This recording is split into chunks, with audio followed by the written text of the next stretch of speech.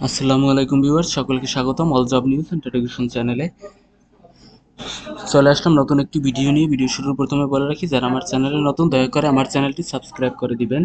আজকে ভিডিওর বিষয় হচ্ছে 18তম নিবন্ধন পরীক্ষার রেজাল্টের বিষয়ে। আপনারা কিভাবে রেজাল্ট দেখতে পারেন সেই বিষয়ে। আপনারা এখনো সকলে জানেন যে 18তম শিক্ষক নিবন্ধন পরীক্ষার রেজাল্ট কিন্তু এখন পর্যন্ত দেয়নি। তো হয়তোবা কিছুদিনের মধ্যেই রেজাল্ট প্রকাশিত করা হবে। তো রেজাল্ট প্রকাশ করা হলে সবার প্রথমে জানিয়ে দেব।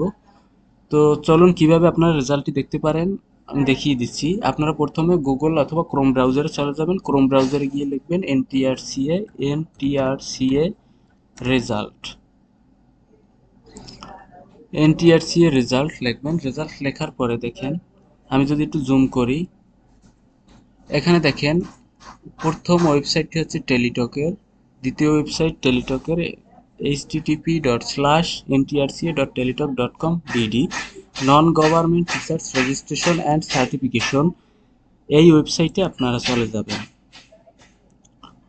এটা চলে যাবার পরে দেখেন এমন একটা ইন্টারফেস চলে আসবে, যেখানে আপনার home, download applicants copy, payment status, recover user ID, recover password, admit card, result. আপনারা এই রেজাল্ট অপশনে চলে যাবেন। রেজাল্ট অপশনে চলে যাবার পরে দেখেন আপনার এখানে রোল নাম্বার, আপনার পরীক্ষার এডমিট কার্ডে যে রোল নাম্বার দেওয়া ছিল ওই রোল নাম্বারটা দিয়ে দেবেন। তারপর আপনারা এক্সাম সিলেক্ট করবেন। এক্সাম সিলেক্ট করবেন, দেখেন এখানে যেহেতু রেজাল্ট দেয়নি এই কারণে তারা কিন্তু এটা আপডেট করেনি।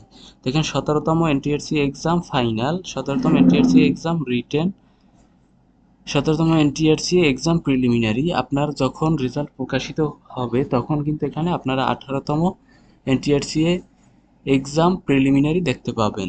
তারপর এটি সিলেক্ট করার পর সাবমিট বাটনে ক্লিক করলে আপনারা রেজাল্টটি দেখতে পারবেন।